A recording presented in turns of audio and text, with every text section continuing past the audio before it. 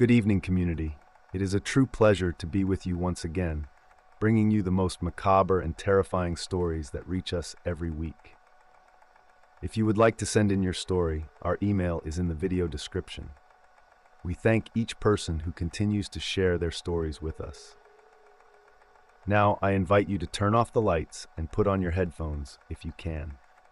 The most important thing is for you to let yourself be carried away by the upcoming stories. The night was thick with a heavy fog that seemed to swallow everything around it. The paramedic drove down a deserted dirt road, with only the headlights cutting through the oppressive darkness. His radio had picked up a strange call, full of interference and static, a nearly unrecognizable voice desperately pleading for help. Something was wrong, he knew. Calls like this happened all the time, but something about that voice, that distorted and fragmented sound. It was different. The destination? A remote farm lost somewhere far away, forgotten by civilization. There were no streetlights, no nearby neighbors, only absolute darkness and ancient trees surrounding the area. He had never been this far before. The closer he got, the tighter his chest became, as if something in the air warned him he shouldn't be there. But duty called, and he couldn't ignore it. Finally, the paramedic spotted the house, large, old, with a facade that seemed to have been forgotten for years. The light inside was on, casting distorted shadows through the windows. A shiver ran down his spine as he stepped out of the vehicle. The silence around him was disturbing. No wind, no nocturnal animals, just absolute emptiness. He hesitated before entering, but took the first step. As he crossed the threshold, the smell hit him before his sight. The air was heavy, laden with something metallic, ferrous, and then he saw it. Blood. So much blood. His hands trembled slightly as he held the radio, trying to pull himself together, but something inside him already knew.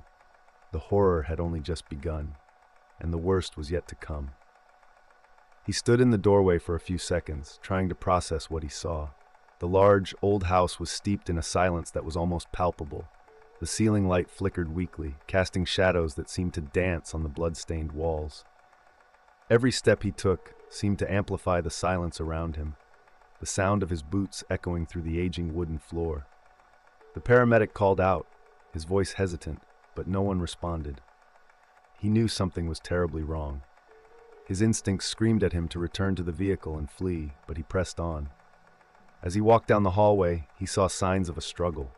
Overturned chairs, a broken table, fragments of glass scattered across the floor. And blood. So much blood, forming trails that led deeper into the house. Upon reaching the main living room, he nearly stopped breathing. There they were, the bodies, an entire family brutally torn apart. The paramedic had seen death before, but nothing like this. The shock made him retreat, his mind clinging to any logic to explain what lay before his eyes. His heart raced, but not just because of what he had seen. It was the feeling of not being alone. A shiver ran up his spine. Something was wrong. The house seemed to be watching him, as if the walls were witnesses to an even greater horror. He looked around, feeling a presence, something he couldn't see but that surrounded him like a shadow in the corner of his eye. The silence around him wasn't normal. It was the kind of silence that swallowed all sound. And then he heard it, a faint, almost imperceptible creaking of floorboards, coming from upstairs. Someone, or something, was still in the house. And he wasn't alone. The paramedic froze as he heard the creaking floorboards upstairs. His heart pounded so loudly that he was sure whatever it was could hear it. Breathing heavily, he looked at the staircase leading to the upper floor. The shadows there seemed denser, as if something was hiding in them. He knew he had to decide quickly. Get out or investigate. Logic told him to run, to escape through the door and never look back. But duty, or perhaps a morbid curiosity, pushed him forward. Slowly, he climbed the creaking steps, feeling the air grow heavier with each step. The smell of blood lingered, but there was something else. Something he couldn't identify, but that made his skin crawl. At the top of the stairs, the narrow hallway opened to 3 closed doors. The faint light from downstairs barely illuminated the space, and the shadows seemed more alive, writhing on the walls. He took a deep breath, holding the flashlight with a trembling hand, and began opening the first door. It was a bedroom. small and simple, but what disturbed him was the bed, still made, untouched as if someone had been preparing to sleep before the terror began. Nothing out of place except the feeling of being watched. He returned to the hallway, closing the door carefully. The second door revealed a bathroom, equally calm and cold, but it was the third door that made his stomach churn. As he opened it, the flashlight revealed a larger room, what seemed to be the master bedroom of the house. The smell of blood was stronger here, and he immediately saw the source. The body of a man lay beside the bed, deeply wounded, brutally mutilated. But it wasn't the body that made him freeze. It was the clear sensation that someone was watching him closely. The figure hidden in the shadows in the corner of the room moved. Before he could react, a dark form emerged from the shadows with a quick, almost predatory motion. It was tall, distorted in appearance, like a nightmare wraith. Its gaze, almost animalistic, gleamed for a second under the flashlight's beam. The paramedic recoiled, feeling his body paralyzed with fear. There, in that isolated house, he realized he was facing something far more dangerous than he had ever imagined. The terror hit him full force. The paramedic felt his blood run cold as he faced the figure before him. It was large, moving slowly and deliberately, as if savoring the fear it provoked. The flashlight trembled in his hand as he took a step back, trying to think of a way out. But every cell in his body screamed in desperation, telling him he was trapped. The figure didn't seem to be in any rush. It advanced slowly, the shadows clinging to its body. Its eyes gleamed with an ancient, predatory malice. The paramedic, instincts on high alert, glanced quickly around. The only way out was behind the creature, through the door he had just opened. No weapons, no plan. He was at the mercy of this being. His radio crackled on his belt, releasing a burst of static, breaking the oppressive silence. The figure reacted. It was subtle, but it paused for just a second. A second that was enough for the paramedic to launch himself into the hallway, trying to leave the room behind. He barely realized he was screaming as he ran through the narrow corridors, stumbling over his own feet. But the house was a labyrinth. The figure followed him, its steps unhurried but echoing through the corridors as if the darkness itself was alive. Every door seemed to lead nowhere, and panic began to set in. The paramedic rushed into the kitchen, where he found a large knife, the only thing he could use to defend himself. His hands trembled as he gripped it, trying to breathe, trying to think. The sound of heavy footsteps on the wooden floor echoed in the distance, but he knew the creature was close. And then, silence. A deafening silence took over the house. The paramedic gripped the knife tighter, sweat dripping down his face. Suddenly, something moved in the darkness beside him. He spun around, raising the knife, but the creature was already upon him. The impact was like a thunderclap, throwing him against the wall. The knife slipped from his hands as he tried to fight against the monstrous force pinning him down. The being lifted him effortlessly, its eyes gleaming with a cold malice, watching him, studying him. The paramedic felt the deep terror turn into pure despair, knowing that every second could be his last. But something about that gaze, something was different. It wasn't just a bloodthirsty monster. It was as if it was waiting, as if there was a reason behind every move, every drop of terror. The paramedic knew that if he didn't act now, he would never leave that house alive. The paramedic struggled to breathe, his chest pressed against the wall as the creature held him firmly, its predatory gaze fixed on him. It was as if time had slowed, each second dragging on in pure agony. He tried to wriggle free, but the creature's strength was overwhelming. His body was already starting to weaken, terror consuming any remaining energy. But then, his eyes fell on something, a dusty old bookshelf in the corner of the kitchen. Among the dusty shelves and old objects, he saw something that caught his attention. A metal box, worn with strange symbols etched into it. Something about it seemed out of place, as if it was part of something darker, something hidden. His instinct told him it was important. Gathering the last bit of strength he had, he kicked his body to the side, forcing the creature to lose a bit of balance. It wasn't enough to free himself, but the impact was enough to topple the shelf. The box hit the floor with a heavy thud, partially opening, revealing old papers, yellowed with age. The creature's eyes, which had been focused entirely on him, immediately shifted. The being let out a low, almost animalistic growl, and the paramedic felt the pressure on his body lessen for just a brief moment. The creature turned its gaze to the fallen box, the symbols faintly glowing in the flickering light of the kitchen. Taking advantage of the distraction, the paramedic rolled across the floor, putting as much distance between them as he could. He grabbed the knife he had dropped earlier, and with desperation fueling his strength, he lunged at the creature. The strike was quick, precise. The blade sank deep into the being's shoulder.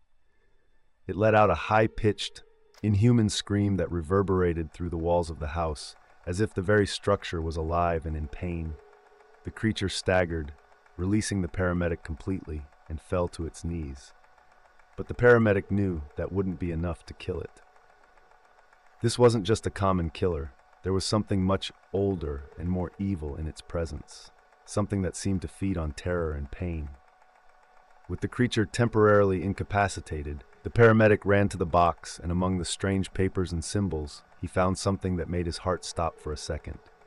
A series of old photographs of the family that lived in the house. But these weren't ordinary photos. The family, smiling and happy, posed in front of the farm. However, in every photo, in the corners of the images, the same creature appeared, hidden in the shadows, watching, always there, always present. The papers contained writings the paramedic could barely understand, but one word repeated in large, bold letters: punishment. Then everything started to make sense. The dead family wasn't just a random victim. Something had condemned them, something this creature had come to claim. But what and why? He didn't have time to figure out all the details, but he knew one thing. The monster wasn't the only danger. Perhaps the farm itself was steeped in an evil deeper than he could have ever imagined. The paramedic looked at the creature, still writhing in pain on the floor. Time was running out. If he didn't escape now, he would never leave that house alive. With his heart racing, the paramedic struggled to process what he had just discovered. The dead family wasn't simply the victim of a break-in or random killer. Those old photos, the symbols, and the constant presence of the creature in each one, this was a reckoning, a punishment for something he still didn't fully understand. But the urgency to escape was stronger than any need for explanation at that moment. The creature, though wounded, was beginning to rise slowly, its movements inhuman and stiff, as if it were driven by something beyond flesh. The paramedic knew his time was running out. He had to leave before that thing stood up completely and hunted him again. He frantically searched for an exit, but the doors seemed farther away, and the walls of the house seemed to close in on him. Suddenly, he remembered something. The basement. He had noticed a narrow door near the kitchen when he arrived, but had paid no attention to it. Maybe there was another way out there.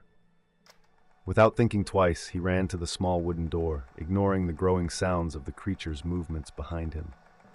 The door creaked as it opened, revealing a staircase descending into a dark, damp basement. The air down there was heavy, suffocating, but he had no choice. He hurried down, his feet almost slipping on the worn steps. Darkness enveloped him, and he could only hear his own ragged breathing and the muffled sounds from above.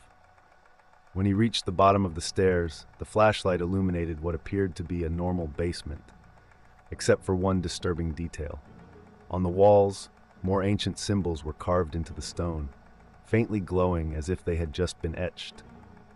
In the center of the basement stood an old wooden table, covered in dusty books and more papers. The feeling that this wasn't just an ordinary house intensified.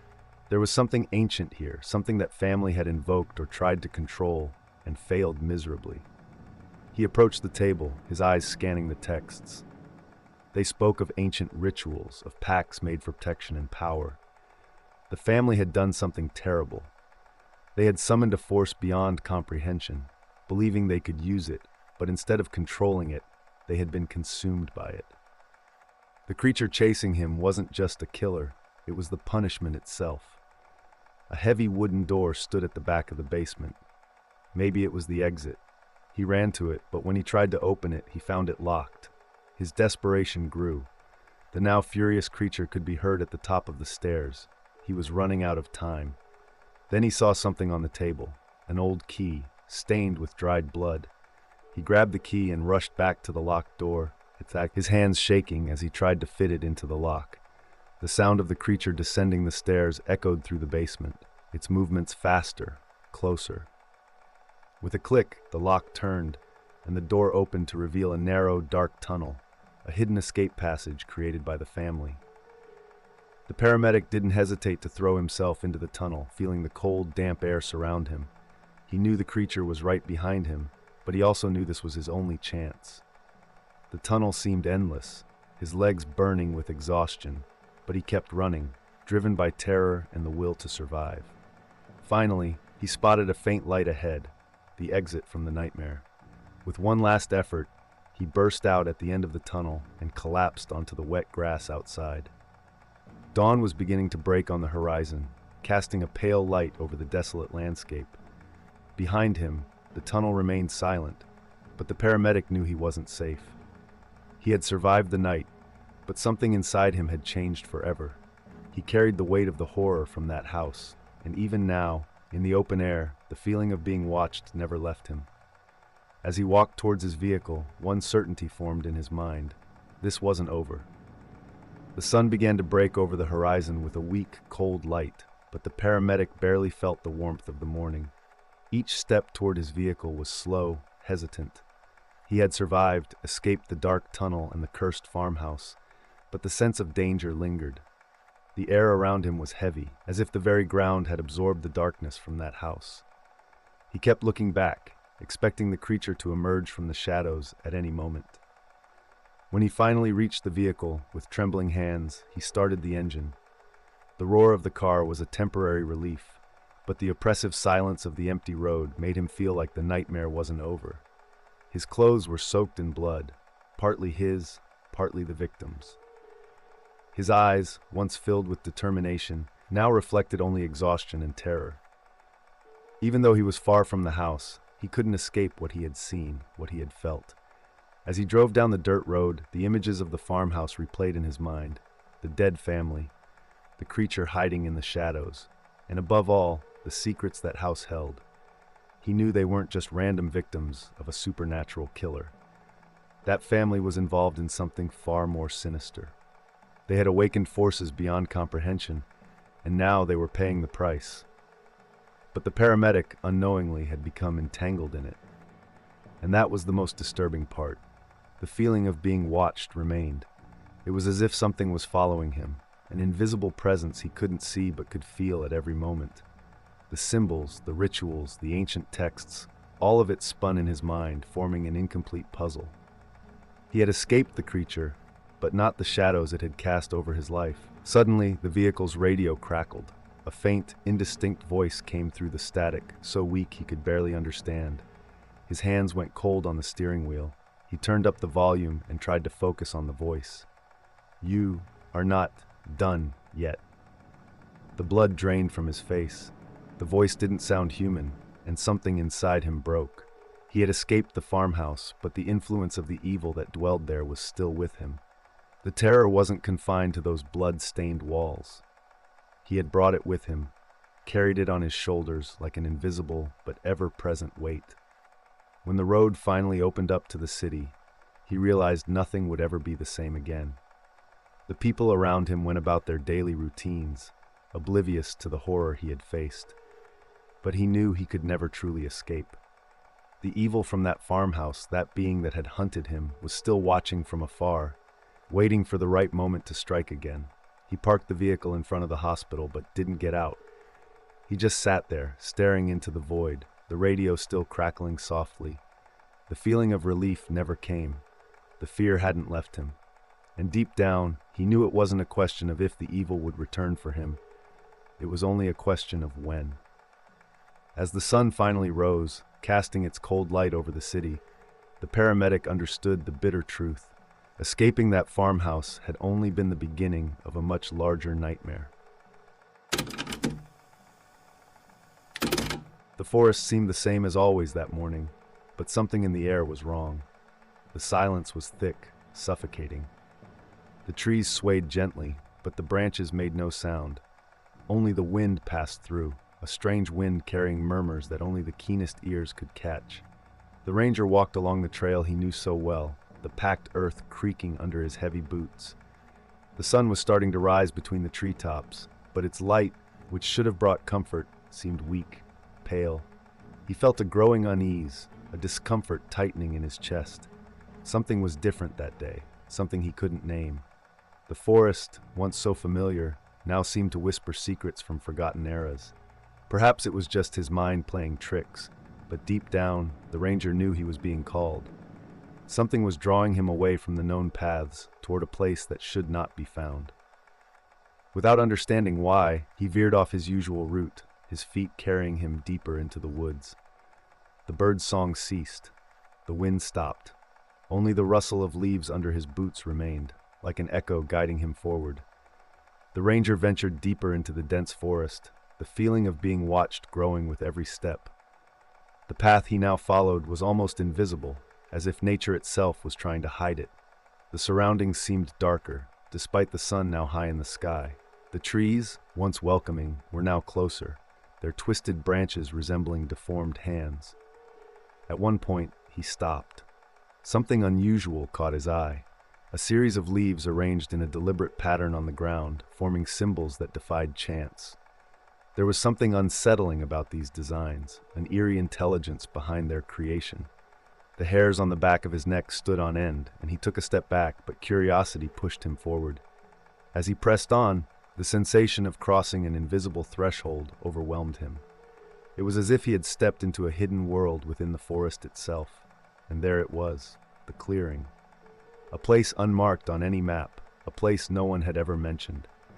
And in the center of it, what he saw made his breath catch in his throat. The clearing was wide, yet somehow oppressive. Strange markings were etched into the ground, forming intricate designs, lines and curves that seemed to pulse as if they were alive. Some of them glowed faintly, emitting a sickly cold light that seemed to come from the earth itself. The ranger knelt, touching the ground with his fingertips, feeling a surge of energy flow through his body, like an electric current filling him with unease. He tried to make sense of the symbols, but they were alien in their complexity, beyond anything he had ever seen.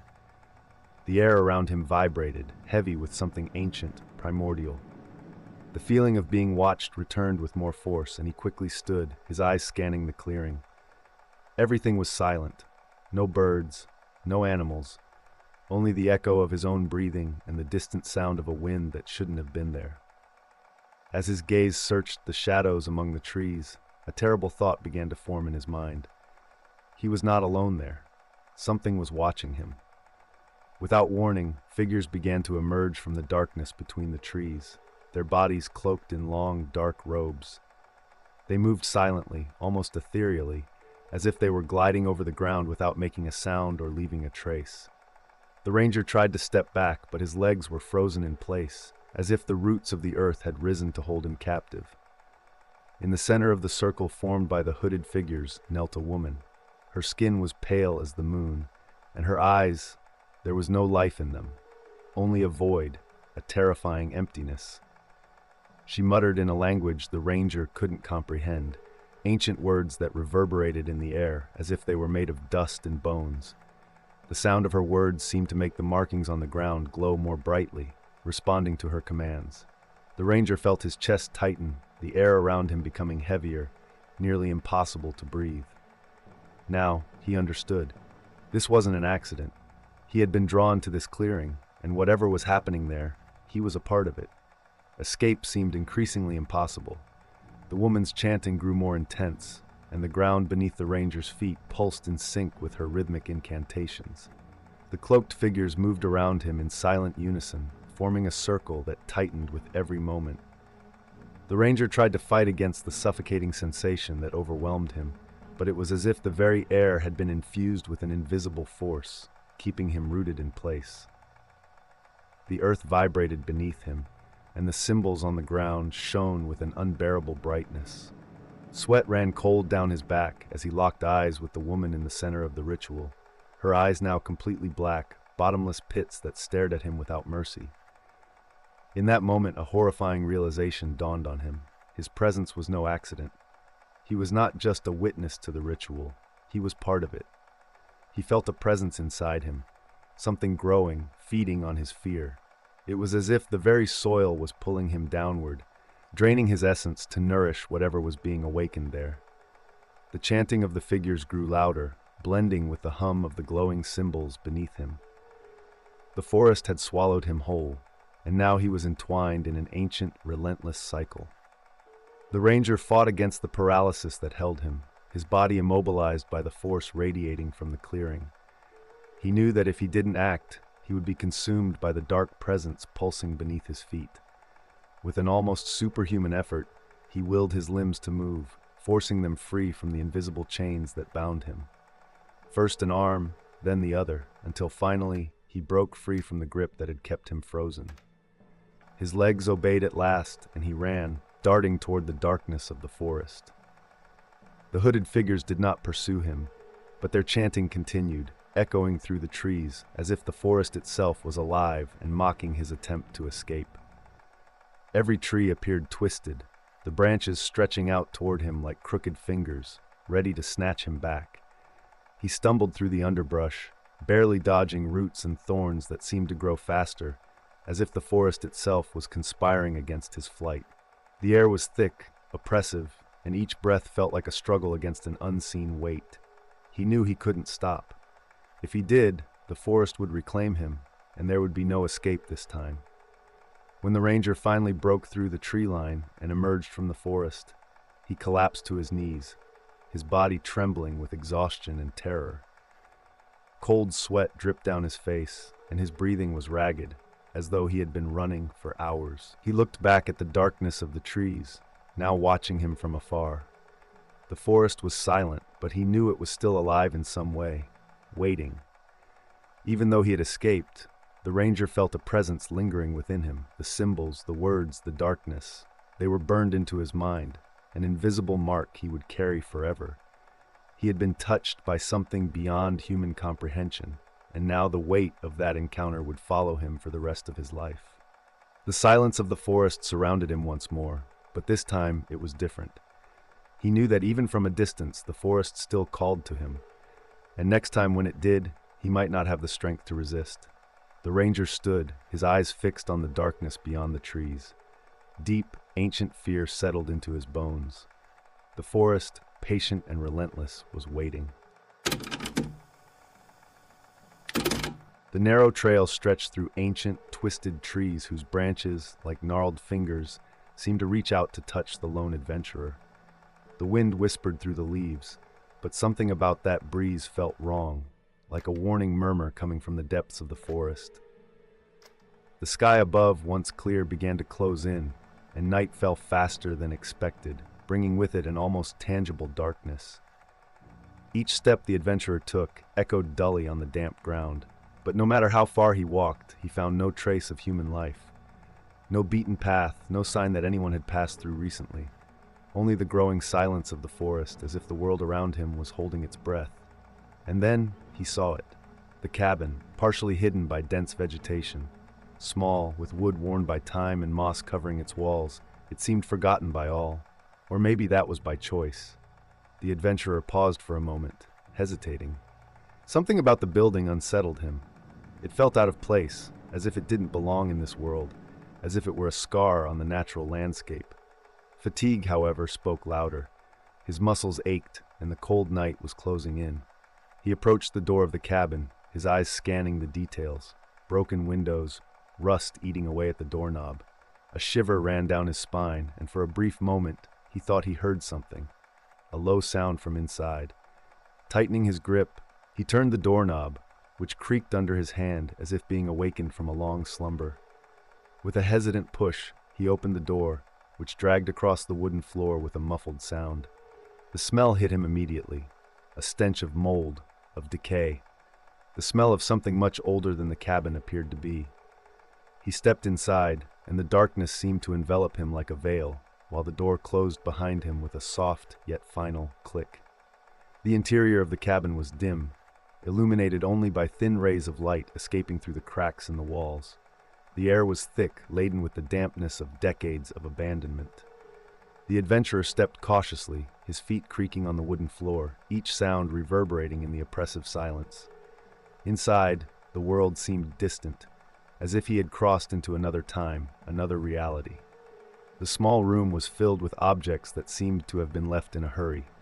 A crude table with a toppled chair beside it, a dirty fireplace where old ashes still rested, and empty shelves except for a few shards of glass and old bottles.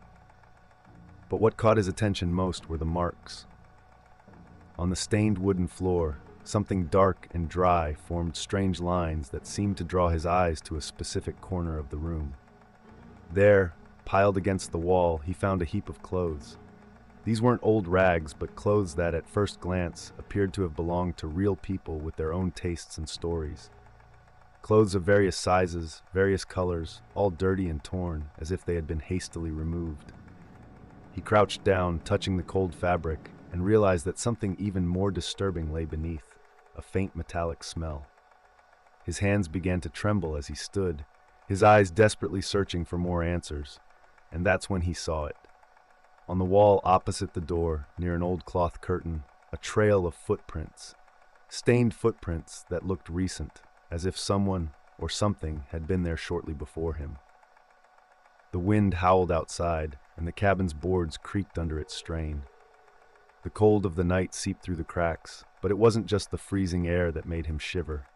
Something was profoundly wrong with that cabin. The adventurer felt panic rising in his chest. He was in a place he shouldn't be, surrounded by things he didn't want to understand. Every instinct screamed for him to leave, but he knew it was too late to turn back. Something or someone had been in that cabin and might be returning at any moment. The silence inside the cabin was suffocating, almost oppressive, as if the very air was laden with something that didn't want to be revealed. The adventurer, now with his heart pounding, began to explore the space with more caution. His steps were short and careful, each sound amplified in the void around him. It was then that he noticed a small imperfection in the floor, a kind of trapdoor disguised by layers of dust and grime. Almost imperceptible, if not for the faint reflection of light filtering through the cracks. He hesitated, his chest tight, but curiosity, or perhaps the desire to understand the horror he was feeling, compelled him to kneel.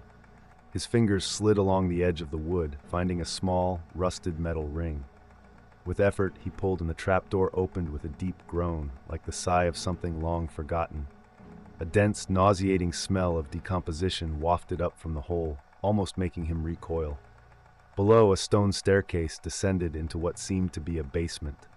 The darkness was thick, almost alive, as if it hid secrets that should never see the light of day. Against his better judgment, he lit the lantern he carried and began to descend. The stairs creaked under his weight, and moisture dripped from the stones like cold sweat. Each step took him deeper, as if he were entering the belly of the earth, into a place from which no one returned. At the bottom, the dim light of the lantern revealed the worst of nightmares.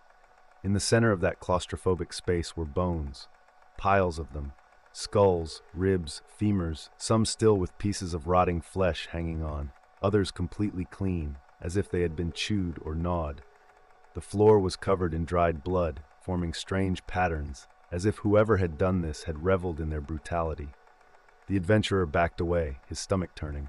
The lantern trembled in his hand, and he almost dropped it when he saw what was etched on the walls. Words or symbols scratched into the stones like an ancient or insane language he couldn't understand. But somehow, the message was clear. He wasn't just in a cabin in the middle of the forest. He was in a place where evil resided, a place where people disappeared and were never seen again. His eyes scanned the space, his mind racing, trying to find a rational explanation, but all he could think of was getting out of there as fast as possible. But as he turned to climb the stairs, something caught his attention. A detail he hadn't noticed before.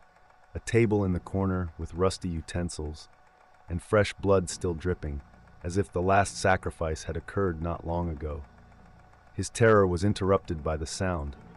A creak, a slight movement above him in the cabin. Something or someone was there. The sound above was almost imperceptible, but in the stillness of the cabin, it echoed like thunder. The adventurer's heart raced, and his body froze for a moment, his eyes fixed on the stairs leading back to the surface. The feeling of being trapped, enclosed in that claustrophobic basement, made the air seem denser, harder to breathe. Every cell in his body screamed for him to flee, but he knew he couldn't ascend without caution. He quickly turned off the lantern, plunging into total darkness. The seconds dragged on, and the sound continued. Slow, dragging footsteps crossing the wooden floor of the cabin.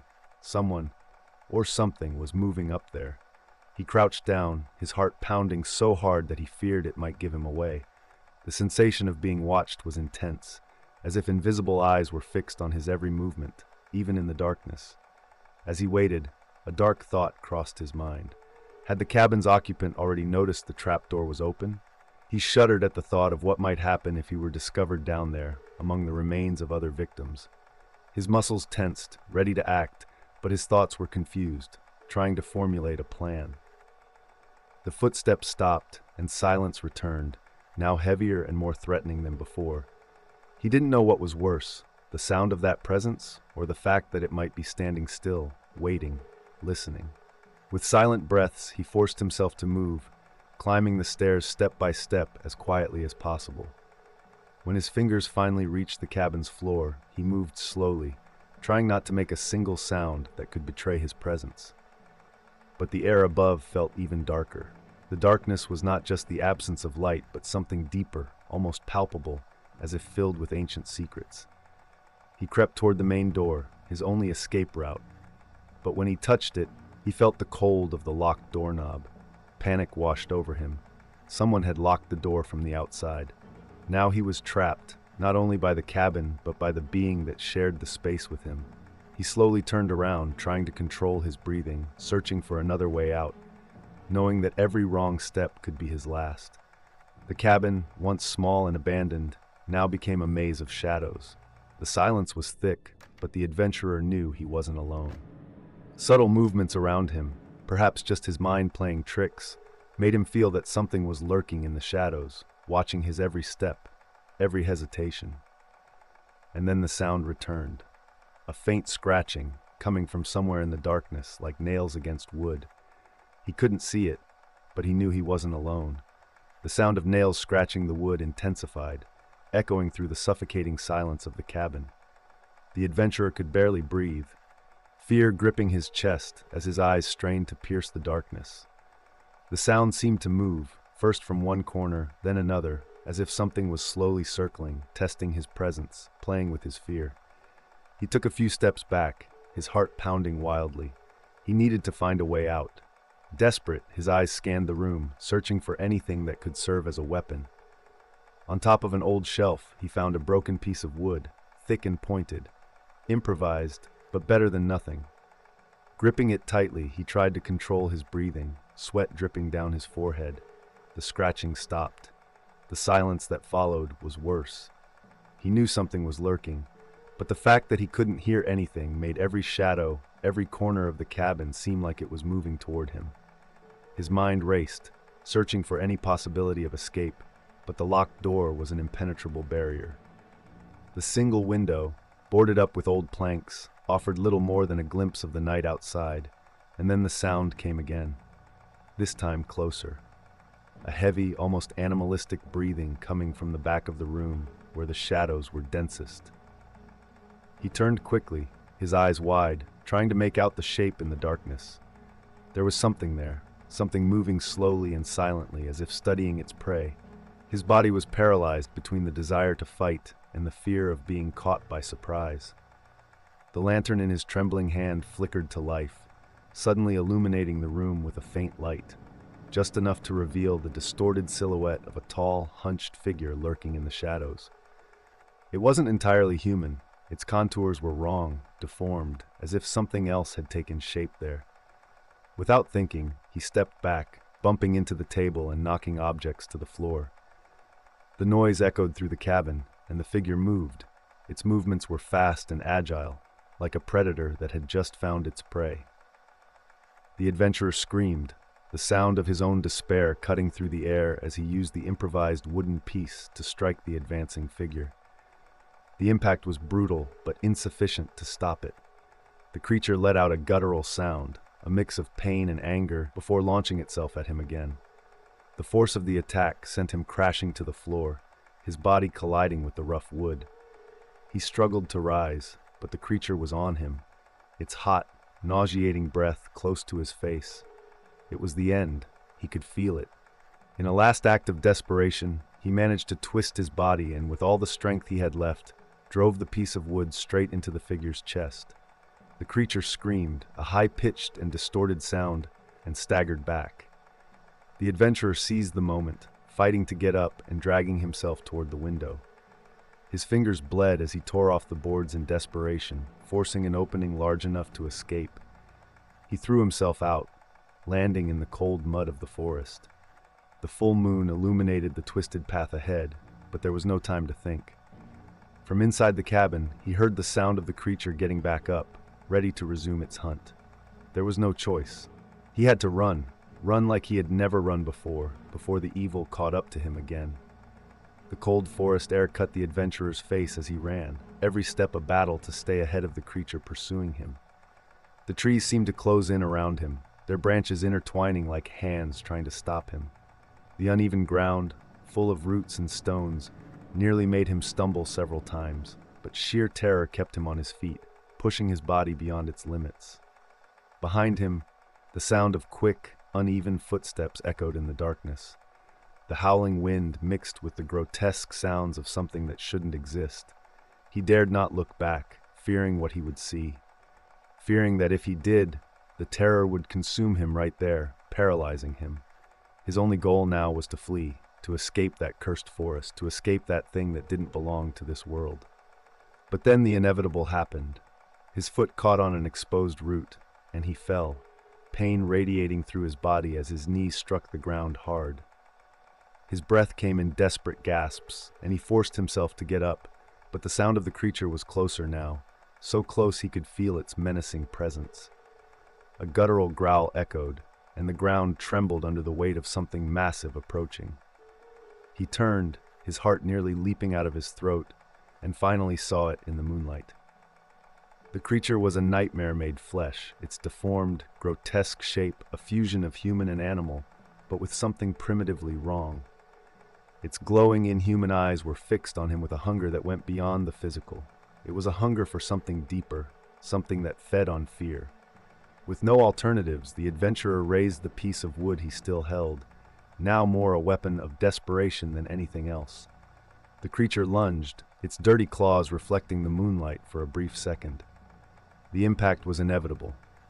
It pounced on him, and the two collided violently with the wet forest floor. The world went silent for a moment. Only the sound of the adventurer's ragged breath and the creature's growls filled the void. He fought, striking the creature with all the strength he had left, but it was relentless, its claws tearing into his flesh. The adventurer's body was beginning to give in to exhaustion and pain. But then, in the midst of the desperate struggle, he found a small advantage. In the chaos, his hand groped for something on the ground, a large, sharp stone. Without thinking, he grabbed it, and with a primal scream, drove it into the creature's side. The impact was grotesque, and a high-pitched scream came from the creature's deformed mouth. It recoiled for a moment, its body trembling with pain, giving the adventurer the chance he needed.